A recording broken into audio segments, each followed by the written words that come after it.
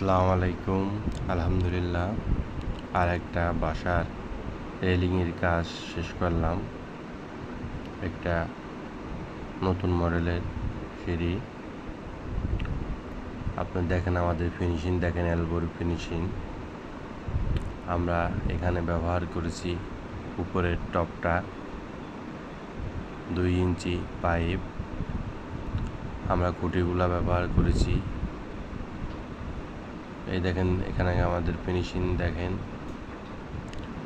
আমরা খুঁটিগুলো ব্যবহার করছি 1.5 ইঞ্চি, মাঝখানে 5টা করে টানা ব্যবহার করেছি। ত্রিপলের এ মাথায় ব্যবহার করেছি আমরা আপনার বল, একটা মেন পোস্ট, এটা মেন পোস্ট আমরা দিয়ে বক্সের মেন পোস্ট দিছি লেজার কাটিংয়ের।